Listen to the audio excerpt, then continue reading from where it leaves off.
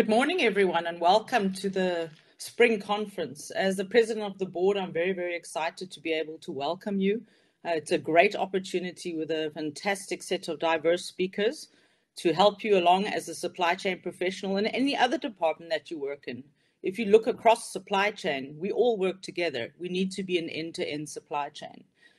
COVID-19 has obviously caused a great deal of disruption, and we're still coming out of that. Although the pandemic seems to have settled, the supply chain organization and all the professionals have had to work very, very hard to ensure that the world keeps going. And I think the world has realized that without supply chain management, the world doesn't work. Things don't get done. And this is so, so important. And that's why we've chosen to do the Spring Conference, to ensure that those that weren't able to join the annual conference still have the opportunity to take advantage of the great content that we have. I'd certainly like to thank all our sponsors, Imperial, Accenture, DSV, SAP, Goscor, and OpenText, for taking the time and the investment into SAPIX and ensuring that we can hold this conference, so that we can all come together as a community. You heard through the video that we're also looking very closely at the professional designation. It's time that supply chain professionals are recognized and that they're seen as on par as accountants or pharmacists. It's such an important profession to be in. I'd also like to thank the UpAven team and the SAPIX team for all the hard work for putting this floor together.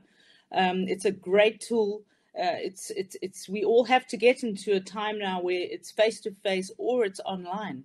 It should be enough so that we can all connect together and learn from each other.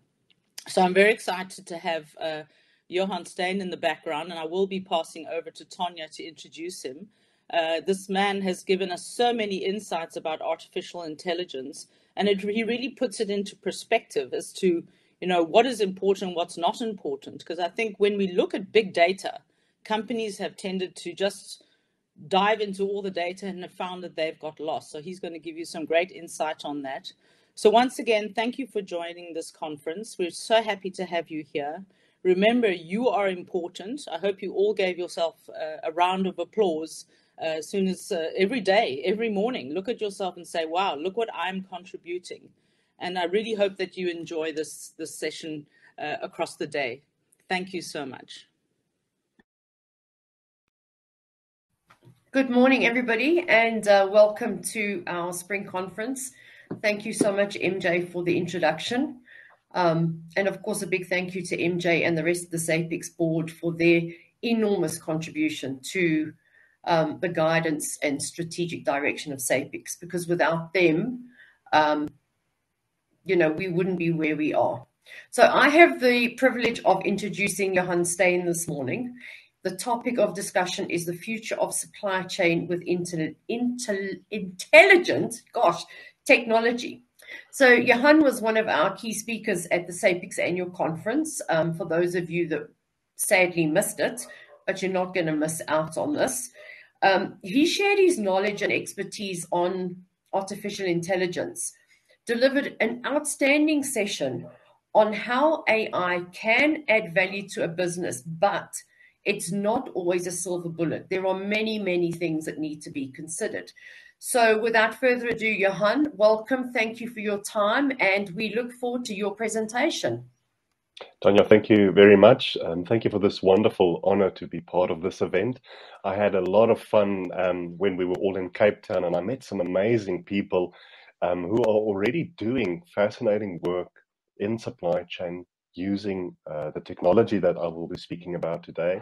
But there's one conversation I had that really stood out for me over coffee between some of these sessions, and this gentleman told me, and he works for one of the big supply chain companies locally, how they are training disabled people to help them throughout their supply chain. And that topic of doing good for the future of our children, doing good to people who especially need it, is close to my heart, and especially utilizing the technology like artificial intelligence for the benefit of healthcare, of education, and the like.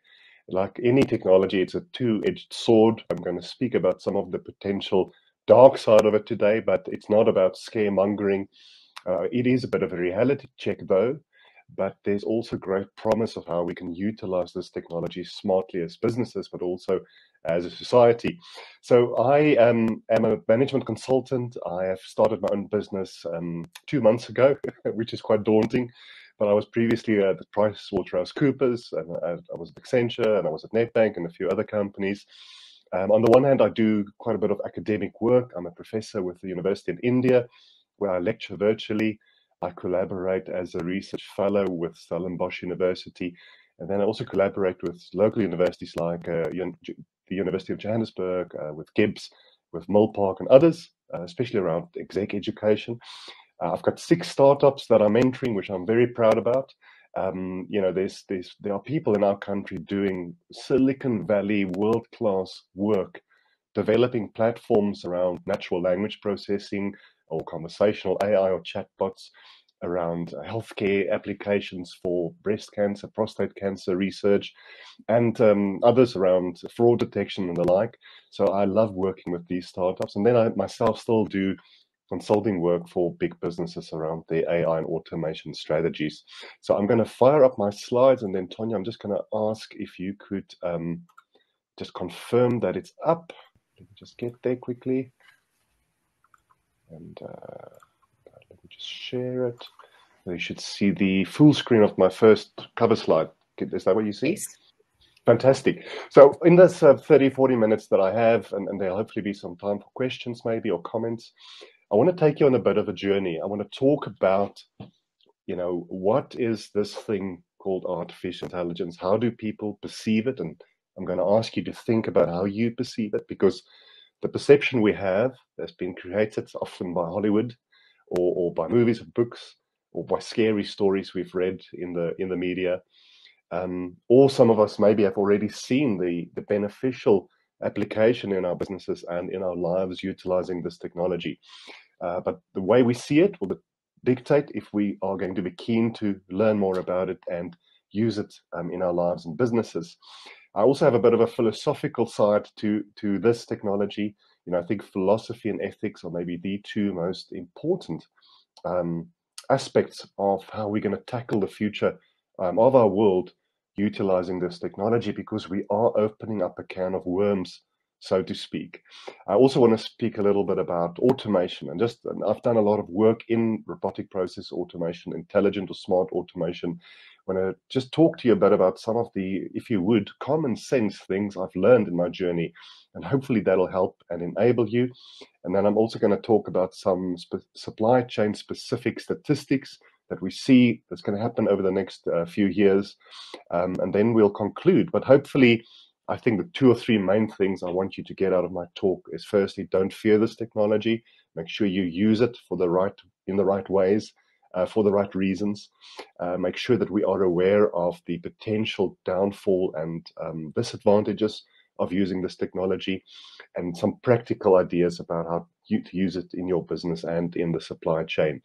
First, I want to start with a quote from the start of the book that made this man famous, Eric Arthur Blair.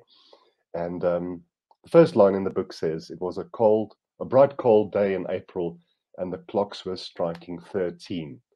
Now, some of you might know this author, because that's his real name, not his pseudonym or his pen name.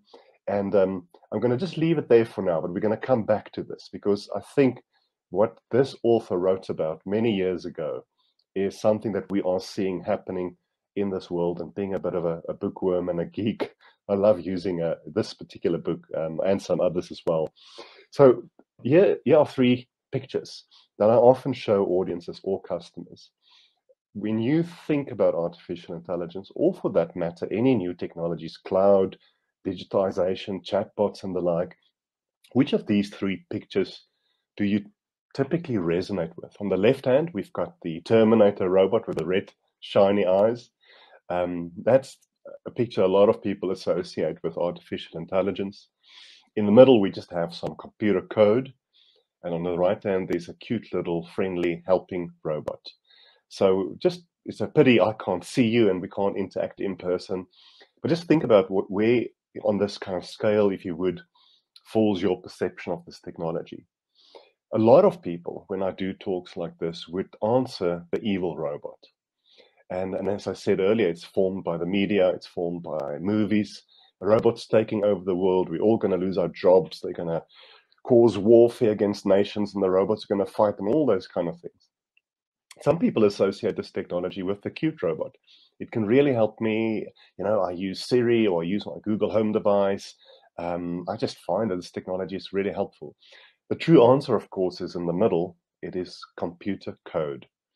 Like all technology, the AI in itself is neutral. We as humans have created it, and as humans, we can steer it in the direction of utopia, if you would, beneficially for society or for businesses, or we can steer it in more a dystopian manner, where it will become destructive force for our world. It's the most powerful technology we've ever created. It is to a large extent still very limited. It is not as powerful as many people think. The challenge, however, is that it is growing in strength and in power exponentially every few weeks. So when it comes to regulating this technology, using it correctly, using it ethically and responsibly, that is a big topic at the moment. I'm an optimist, but all signs are showing we'll most likely steer it in the wrong direction because of our selfishness. If you think of nation states, if you think of businesses, if you think that we will do, and I'm speaking broadly, but we will do anything we can to make more money. This technology is already weaponized. We see it in the Ukraine. We even see it being fully automated. In other words, where the kill decision is no longer made by a field commander or a soldier, because drones would typically use artificial intelligence and facial recognition to identify a potential terrorist or an enemy, send that information back to a field commander who, as a human, then makes the decision to fire the missile or not. There's more and more evidence that that kill decision is being automated. So we know that the computers don't miss. We as humans miss when we shoot. But at least we've got a moral and ethical feeling, or most of us, about do we really want to pull that trigger. So yeah, that's an important thing to think about. What kind of power are we putting in the hands of this technology? So think about how you view it. Remember that it is by itself neutral, and we as individuals and as a society or as businesses or an industry can steer it in the direction that's beneficial or not. So of course, Eric Arthur Blair was the real name of George Orwell. If you've read Animal Farm, all animals are equal, but some are more equal than others. He was a great commentator, especially on his specific situation that he lived in.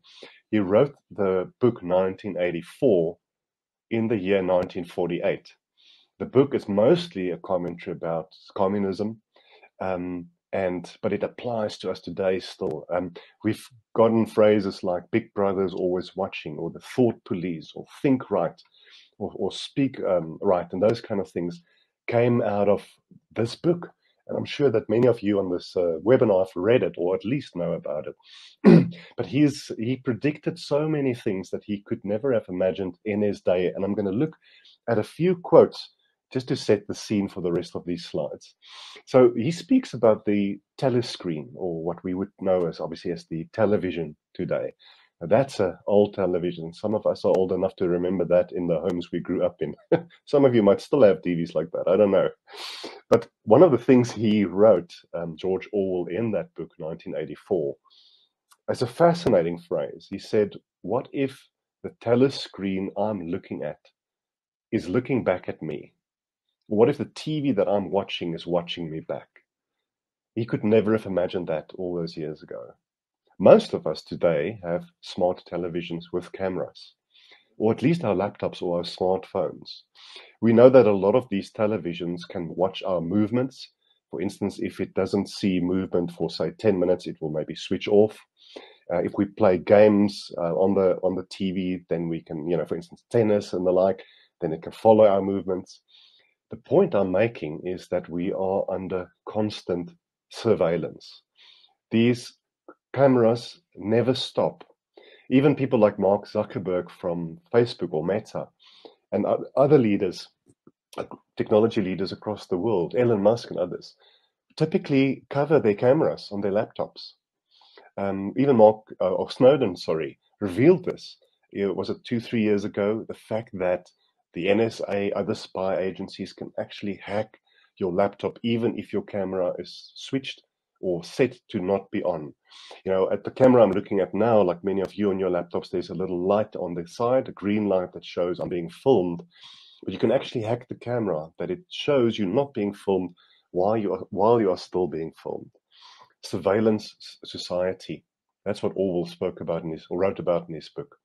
How many of you have noticed that when you sit and have coffee with a friend, or we sit in a meeting, and you talk about a topic, say mountain biking, I'm going to go mountain biking this Saturday, the weather's great, that suddenly you start seeing in your, whether it's Google feed or your Facebook feed, that there's advertising on that topic, because it's always listening. We're actually getting to a place from an industrial espionage point of view where board meetings, whether it's done virtually, because all of us most likely have our phones right next to us like I do, or whether it's in person in a boardroom, that people or directors, for instance, of a company will be asked to either leave their phones outside the room or lock it in some sort of a locker, or you have to switch your phone off or put it in another room while we have board meetings, because we are constantly being surveilled. Now, here are some of the quotes from that book. It's 3 screens I want to read, and then we're going to get into some of the meat of it.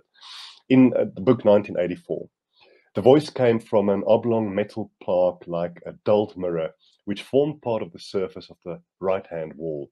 The instrument, the telescreen it was called, could be dimmed, but there was no way of shutting it off completely. The telescreen received and transmitted simultaneously. Any sound that Winston, obviously the main character of the book, made would be picked up by it. There was, of course, no way of knowing whether you were being watched at any given moment.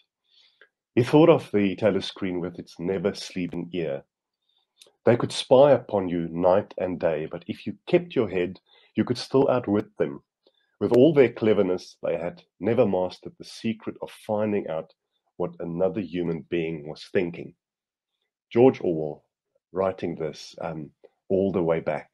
So I've highlighted that sentence. They never mastered the secret of finding out what another human being was thinking. The trouble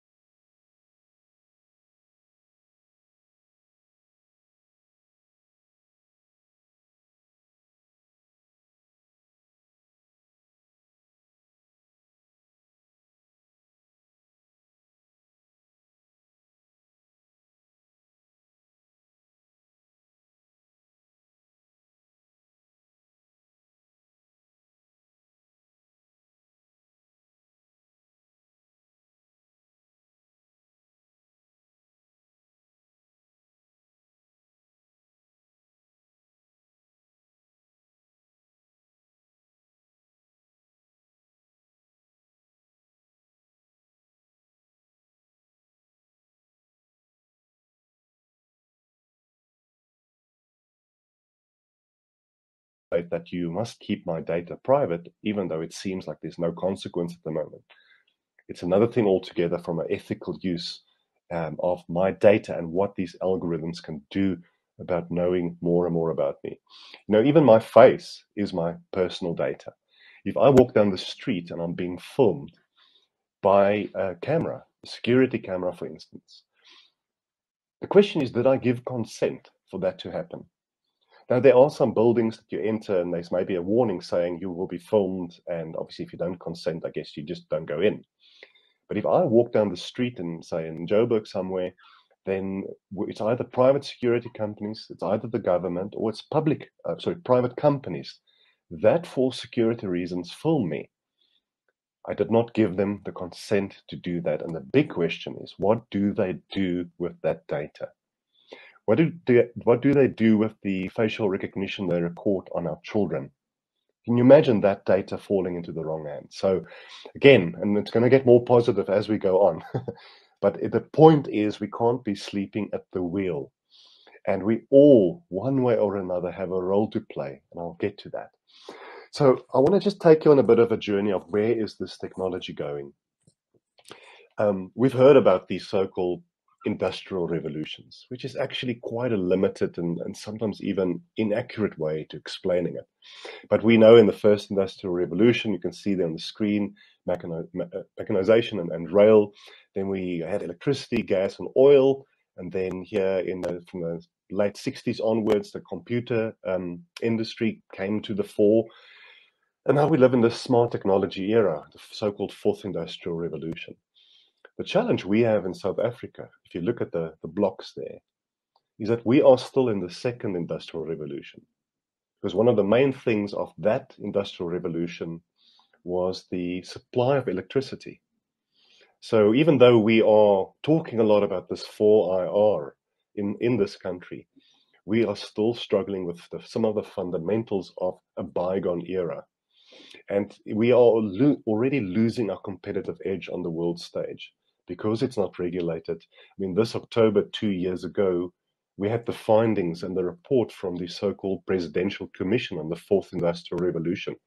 It was a brilliant piece of work done by some very smart people. There were 8 or 9 key recommendations in that report. Now, about 2 years ago, not one of those recommendations have been implemented. That is scary. So we're in this so-called fourth industrial revolution. One of our challenges, and I'm going to touch on this as well, is what will happen to all the jobs that we automate. Now, people will quickly say, in every previous industrial revolution, more jobs were created than were lost, which is true. There's a cycle. Initially, there are huge job losses as things are being automated. But then eventually new jobs are being created and people are being trained on new skills. And the net effect at the end of the previous industrial revolution cycles were that a lot more people had work than at the beginning of that cycle. The problem we have is in this, the so-called fourth industrial revolution, that is not going to happen. Yes, there are a lot more jobs, new jobs. The problem we have is that the technology is changing so quickly, and we no longer just pivot our careers maybe once or twice in our lifetimes. You may be a plumber and now you want to become an auditor, so you go to night school for a few years and then you pivot your career. We are going to have to reskill and pivot very often, and that is daunting. Our ability to learn is one of the biggest assets we have. Unfortunately, because we've become quite lazy in using technology, we have, to a large extent, lost the ability to learn and especially the ability to think. There's a great book, and the title is, and I can't remember the exact title, but it's something like, Is Google Making Us Stupid? You know, if you ask me what's 328 minus 58, I need to just think for a few seconds. A few years back, I could do it like that. Now I don't need that skill anymore because not only my laptop or my phone, even my mobile device, my voice device or Siri on my phone, I just ask it the question and it answers it. But critical thinking, the ability to solve problems, is something that we are slowly losing. You know, there's a lot of talk now in South Africa that they're going to start teaching our children, especially in public schools, about coding and robotics. That is great. We're a bit late already. We should have done it 5 years ago. But we should, and this is another Business Day article I wrote about the humanities, that so-called stepchild of universities, art, religion, philosophy, ethics. We should start there in teaching our children to think before we thrust them into this world of technology. So the challenge we have is in this industrial revolution, yes, a lot of jobs are created. The people whose jobs are displaced will to a large extent not be able to upskill themselves. So what will happen to them? So that's scary. And we, especially from a supply chain point of view, from a business point of view, how we take our people on the journey with us as we start implementing this technology and as their daily jobs are being impacted is something we should grapple with and think about. On this picture, let me just talk you through some of these icons, if you would. A few years ago, and some of us still have had a desktop PC. It's not something you could just easily pick up and walk around with. You had to plug it into the network cable to access the company network, later on to access the internet. Yes, in time we started using laptops, which was easier to obviously carry around. And then became the smartphone era. And most of us have smartphones. And the processing power, the computing power in most modern smartphones are exponentially more advanced than most computers were just 5 or 6 years ago. So now we can carry all the information that was ever created by mankind or humankind in the palm of our hand at the click of a button. Our challenge is no longer accessing information. Our challenge is, what do we do with all the information? Some of you might remember, and I grew up with this Encyclopedia Britannica, all these books on the shelf in my dad's study. I loved how they smelled. I know it sounds weird, but I loved opening those books. And I loved going to the library, because remember, you had those little cards, you had this drawer, and then you had to really look for the topic in the book and then walk somewhere. I still go to UNISA's library close to where I live, which is 8 floors, and there's something like 13 million books. It's like a sacred space. But now I can click a button, I can speak a command, and I have all the information that's ever created. Our biggest challenge also is, not only what do we do with all the information, but who can we trust? Who can we believe? We live in what some scholars call a post-truth era. If we think of so-called fake news, these algorithms, if you use social media in particular, they learn what kind of person you are, what kind of topics you're interested in, but they also pick up on your biases, and we all have biases. It could be gender-based, it could be ethnicity-based, it could be certain people in certain economic classes, and so forth. It's good to be aware that you have biases. The problem is our biases are being enforced by these algorithms. Where technology should have enlarged our world and connected us, what is happening, unfortunately, is that it's making our world smaller, and it is making us disconnected. So even the future of democracy is in question here. We saw this happen, was it 2016, and with Trump's election, and whatever you think of him, doesn't really matter. The point is just that election was massively influenced by external forces and by technology. So we went from sitting at the physical device to carrying it in our hands. Now a lot of us have smart watches or wearables. I even read an article the other day about smart earrings. I don't know what they're going to use that for, how it's going to pick up your heartbeat or your heart rate or something like that. But obviously the potential benefit of these smart watches are great. I mean, picking up your heartbeat, your sleep patterns. Maybe the app can advise you on, for instance, if your heart rate is picking up, you're still standing, whatever they call it, a heart rate, I've got the word now, then it's a sign that you might have an infection or might be getting sick. So there's a lot of potential benefits. Even in hospitals, a lot of our hospitals are outfitted with these connected devices. Where we're going to next is the so-called brain-computer interface. Sitting at it, to carrying it in our hands, to carrying it on our bodies, to actually carrying it inside of our bodies and inside of our brains. Elon Musk and his one company, Neuralink, have been doing a lot of work on this, a lot of experimentation on primates and pigs and other kind of animals. I mean, you don't even need surgery. It's such a small probe that they can insert into your brain. Again, the double-edged sword. The potential to help people who have dementia or Alzheimer's, potential to help people who have lost their hearing or eyesight, because you can, in a way, hotwire the brain. The potential for people with brain injuries is immense. The other side of the sword is privacy, because my thoughts are part of the most private part of who I am. I only can share it with you willingly. But what if there's a probe in my brain now that can not only read what I'm thinking, but can also influence what I'm thinking? That is a massive concern. Recently, the FDA in America actually approved that these devices can be used in human brains. Can we upload ourselves into the cloud, so to speak? That's interesting.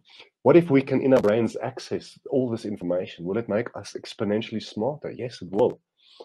But the downside is so bad for what this technology can do that it's not even worth going there. But going there, we are. It'll be interesting to see where we're going to be in the next few years. Again, the most private part of my brain. I read a quote once that said that democracy is the engineering of consent. Think about that.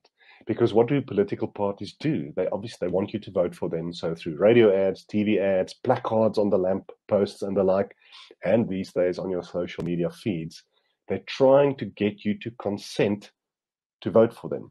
Governments do the same. They want you to consent that they can legislate certain things.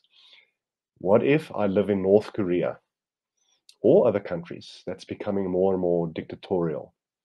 It's one thing to pay lip service to the great leader or the president of that country or whatever. But what if the government can track what I really think about them? Can you imagine what dystopian world that could potentially be? We also see the so-called metaverse, which is a lot more hype than reality at the moment, but it is growing. We've for years have already used virtual or augmented reality, the goggles you see there on the top left-hand side.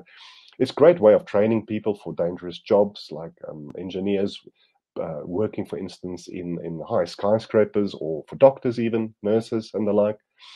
Imagine what the metaverse will be if I no longer have to wear a device on my face, because all the sensory experiences that I should experience through being in this virtual world is done through the implant in my brain. Could be interesting, could be scary. Nanorobotics is already a reality. There's already little robots, and I mean a nanometer is a fraction of the width of a page.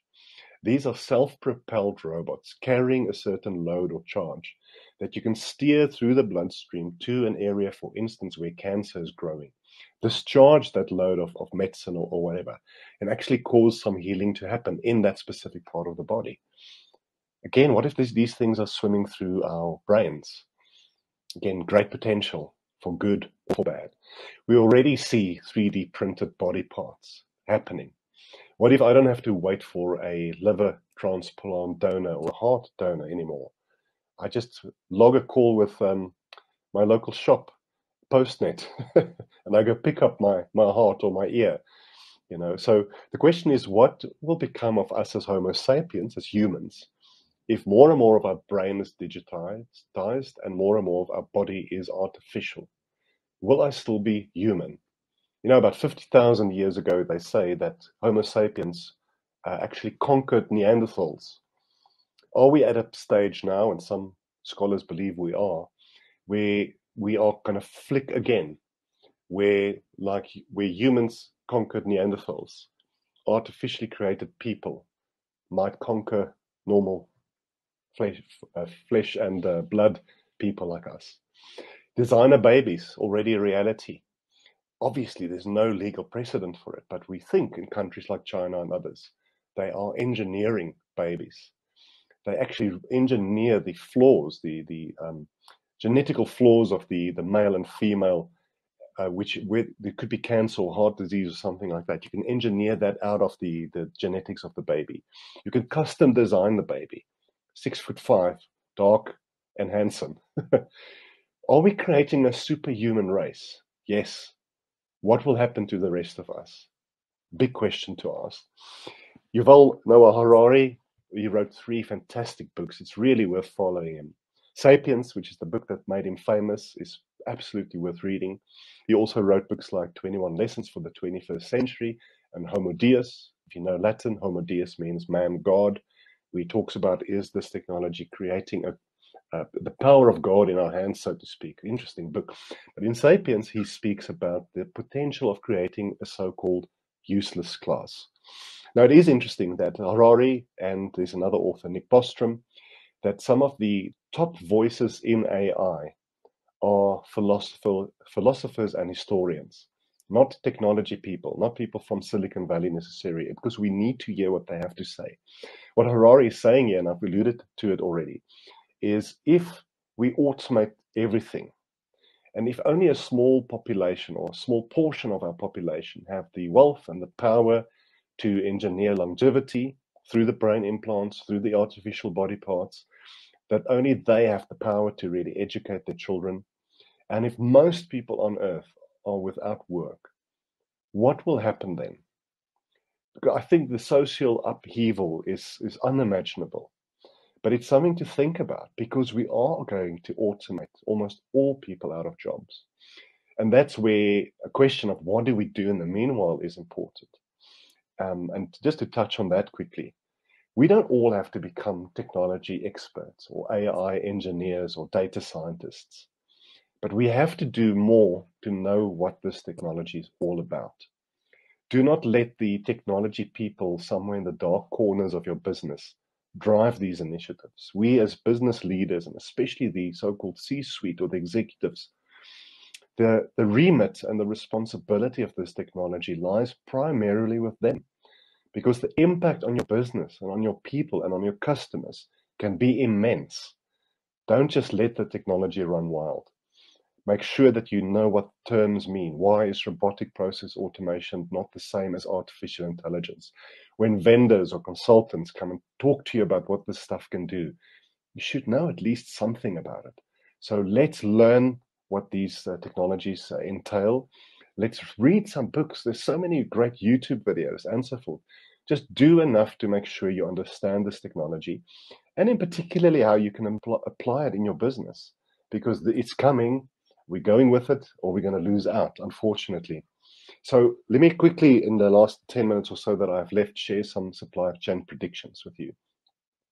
I'm just going to read them. By 2026, 75% of large enterprises will have adopted some form of intralogistics smart robots in their warehouse operations. Some of you are already seeing this, most likely. Humanoid robots or robots, robotic arms, actually working throughout the supply chain process, especially warehouses. What about autonomous vehicles delivering what we've ordered? What about autonomous computers packing the things that we need or that we need to ship? 75% of large enterprises. Where are you and your business on this journey? By the same year, more than 75% again of commercial supply chain management application vendors will deliver embedded advanced analytics, artificial intelligence, and data science. Especially if you work in a large organization. Do you have a data science team? Do you know how to use the data that's coming your way through your customer interactions, your procure to pay, your production lines, and the like? Do your vendors, are they actually taking you on this journey or not? By 25% of supply chain decisions will be made across intelligent edge ecosystems.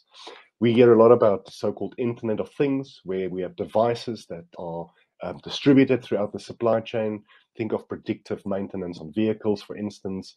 Think of the fact that you could track a package where it goes, and so forth. Edge computing, as some of you may know, it's where these devices are smart enough. The computing power are residing in the devices, the speakers, the sensors, whether it's humidity, airflow, oxygen levels, and so forth. But not only that, in the past, all these devices had to send information to a central location. We humans had to interpret it.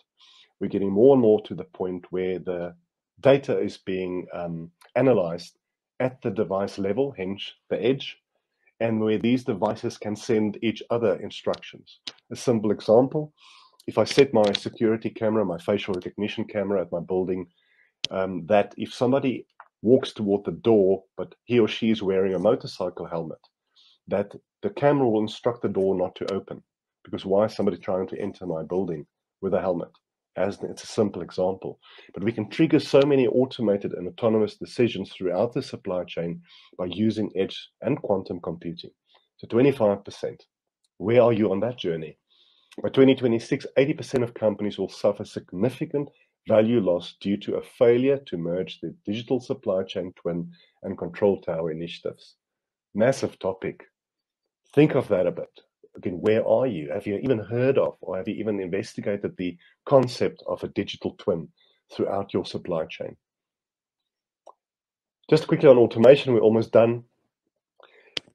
Basic automation on the left there, or which is mostly when you hear about robotic process automation, is what a lot of companies are investing in at the moment. A lot of them have failed because they're doing it wrong, and I'm going to talk about that now. It's essentially built for automating repetitive back office, typically administrative tasks. Request for quote comes in. What does it say? We extract the text from that piece of paper or that fax. Some people still use faxes, or that email. We can actually link it to our accounting system to see, is this a customer? Is this customer in good standing? Have they paid their bills? We link it to our warehouse. Does the stock that they want to quote on actually reside here, or do we need to ship it from somewhere else? And so forth and so forth. But that whole process can be automated without human involvement whatsoever. But it is somewhat static. It doesn't make decisions always necessary, which brings us to that more predictive automation, or intelligent or automation is a phrase you'll hear a lot. And then we're moving more and more to cognitive automation, where it's a phrase, I call it autonomation. In other words, business processes running completely end to end, automated without human intervention, making decisions and using AI machine learning to actually learn from the data and learning to make other decisions as well. The benefits are potentially massive, but that just is more of a reason to get rid of people, unfortunately, for most companies. Because if you don't need the people to make these decisions, and think of it now, it's not just warehouse staff, people carrying boxes around. It's your mid and upper management levels as well that can easily be automated as we go down this path. And that's quite scary to think about it. Some very common sense tips just before I finish off. This I've learned with a lot of scars on my back implementing this technology with customers. Automate the right things for the right reasons and in the right ways.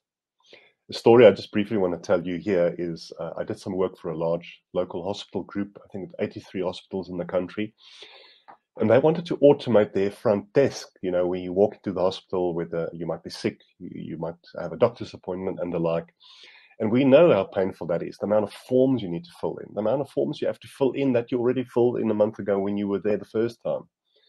And I said to these execs in this room where they were drawing on this whiteboard all the things they wanted to automate, I said to them, have you actually spoken to any of these people whose jobs you want to automate? And they said they haven't. And then I said, well, you're going to fail.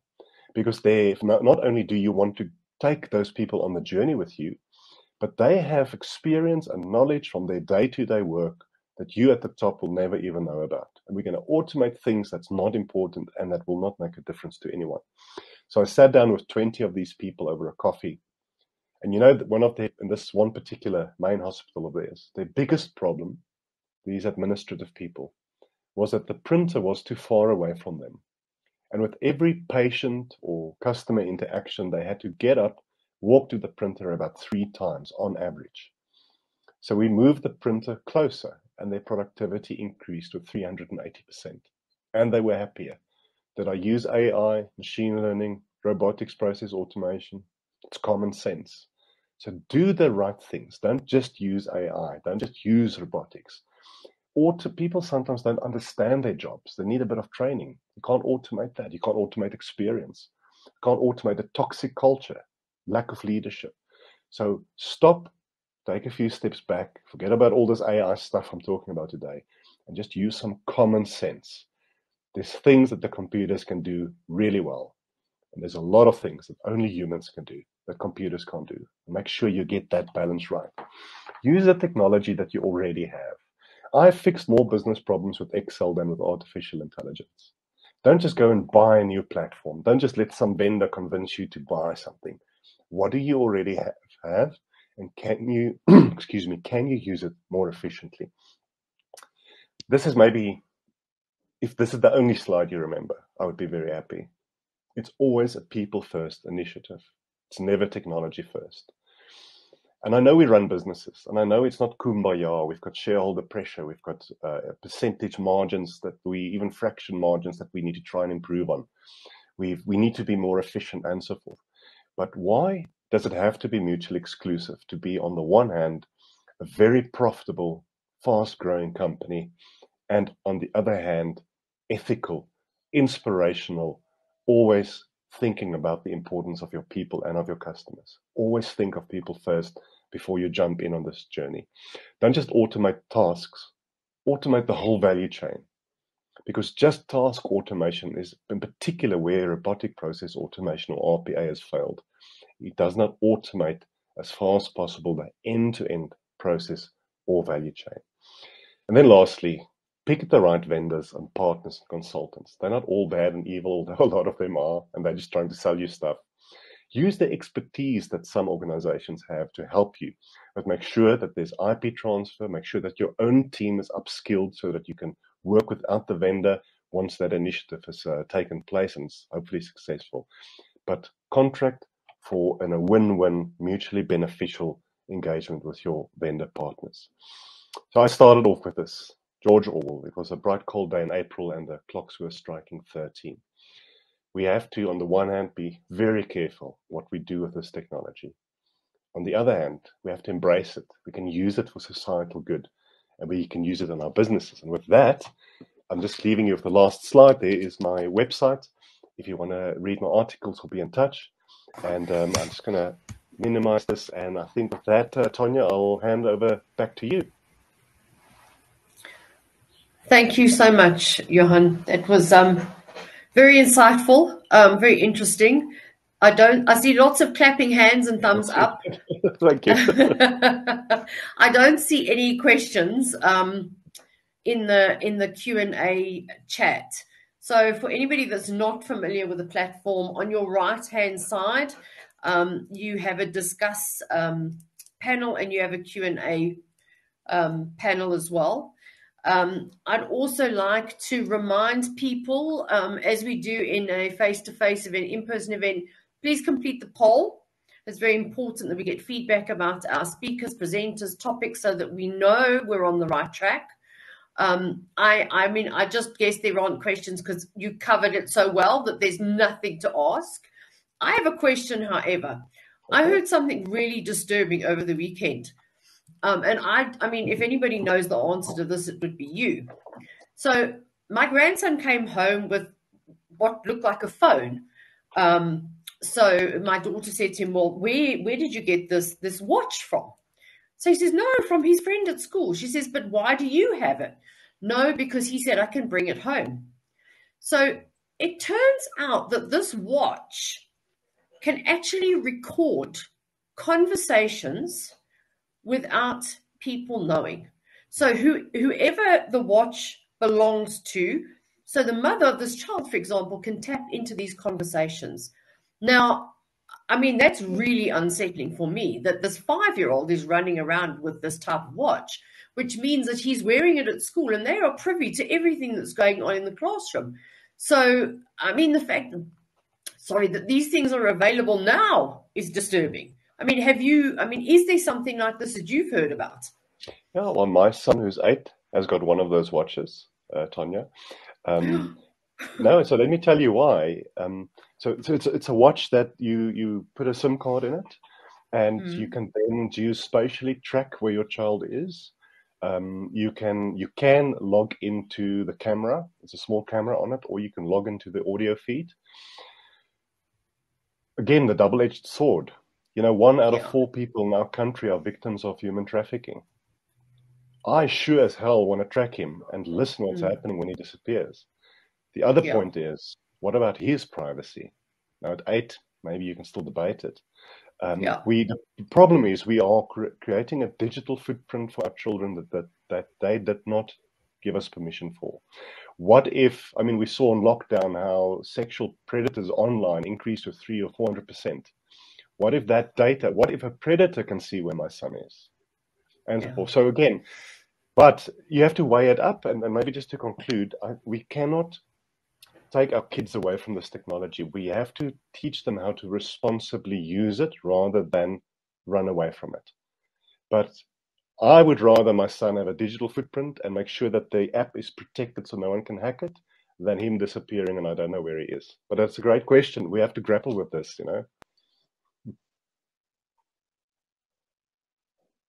I think you're on mute, Tonya. Sorry, you'd think that by now I would have got the mute button right. I think it's like you say, it's a double-edged sword. And, as much as these things should be used for good, some of them are used for completely the opposite and for the wrong type of gain.